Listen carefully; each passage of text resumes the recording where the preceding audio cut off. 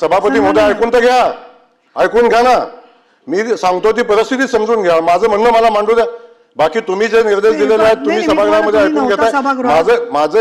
माझाही मुद्दा आमचंही म्हणणं ऐकून घेतलं पाहिजे. ही जी घटना घडली त्याची माहिती वृत्तपत्रातून आली तेवढ्यावरतीच मी थांबले नाहीये. तर आपलंही म्हणणं मी ऐकून घेतलेलं आहे. हेमंत पाटलांनी सांगितलं तुम्ही स्वतः प्रत्यक्षदर्शीच नव्हे तर तुम्ही स्वतः साक्षीदार आहात. सकाळी 10:30 वाजता जिल्हा परिषदेच्या परिसरामध्ये निवडणूक चालू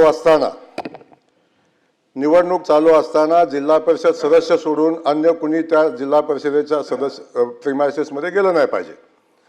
आपण कायदा सुव्यवस्था आपण बघतो. निवडणुकीच्या अनुषंगाने काय नियम घालून दिलेले आहेत ते आपल्याला माहिती आहे. आणि ते नियम कुठल्याही लोकप्रतिनिधीसाठी वेगळे नियम नाहीत. कोण मंत्री असले म्हणून वेगळा नियम नाही, कोण आमदार असला म्हणून वेगळा नियम नाही.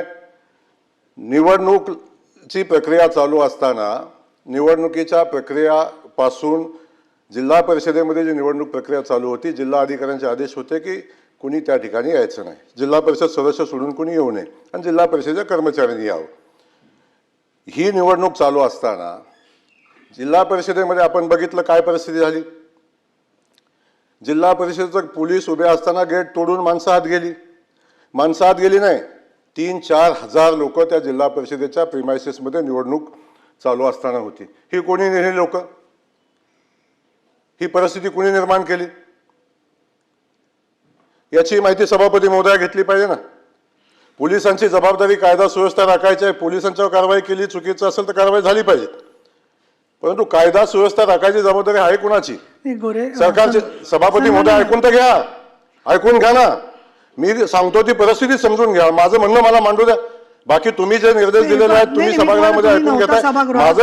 माझाही मुद्दा आमचंही म्हणणं ऐकून घेतलं पाहिजे ना. मी एक मिनिट मी एवढं स्पष्टीकरण आपल्याला सांगते एवढ्यासाठी की कसं झालं, मग त्याच्यात आधी कोण गेलं नंतर कोण गेलं, याच्यापेक्षा ज्या प्रकाराने आपले मतदारांना सभागृहामध्ये पोलिसांनी उचलून नेलं, अटक केली, त्याबद्दलची त्यांनी जी वस्तुस्थिती सांगितली ती तशी नाही आहे असं तुमचं म्हणणं असेल तर चौकशीत पुढे होईल.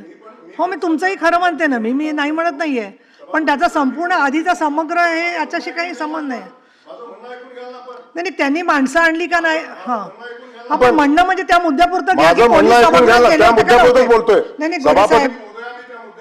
मग त्या ऐकून घ्यायला लागेल. पण त्या सभागृहात पोलीस गेले की नाही तेवढंच तुम्ही सांगा ना मला. मी असं म्हणत नाही, तुम्ही बोलू नका. हा सांगतोय तुम्ही वस्तुस्थितीच्या आधारे ज्या सदस्य महोदयांनी सांगितलं त्या माहितीच्या आधारे आपण कारवाई करताय. तीच वस्तुस्थिती मी पण सांगतोय. माझं सभापती महोदया माझं म्हणणं हे आहे की जिल्हा परिषदेच्या निवडणुकीच्या जेव्हा चालू होती तेव्हा जिल्हा अधिकाऱ्यांचे आदेश असताना जिल्हा परिषदेच्या प्रिमायसेसमध्ये कंपाऊंड गेट उघडायला पोलिसांना दमदाटी करून गेट उघडून आत कोण गेलं याची चौकशी झाली पाहिजे. तिथं कायदा सुव्यवस्थेचा प्रश्न निर्माण का झाला याची चौकशी झाली पाहिजे. आणि ही सगळी परिस्थिती निर्माण का झाली याची चौकशी झाली पाहिजे. गुन्हा दाखल केला कुणी केला याची चौकशी झाली पाहिजे. आणि जर पोलिसांना तपास करायचा होता, जर पोलिसांनी तपास केला असता मतदानही झालं असतं. पोलिसांना तपास करून द्यायची जबाबदारी कुणाची होती? जर ज्यांच्यावर गुन्हा दाखल झाला त्याला तुम्ही प्रोटेक्शन देऊन हातात धरून तुम्ही सभागृहात घेऊन जात असाल तर सभापती महोदय हे कुठल्या कायद्यात बसतं? कोर्ट ठरवेल कोण आरोपी आहे, चुकीचा आहे, खरं आहे, खोटं आहे हे कोर्ट ठरवेल. कोर्टाने निर्देश दिल्यानंतर त्याच्यावर कारवाई होईल.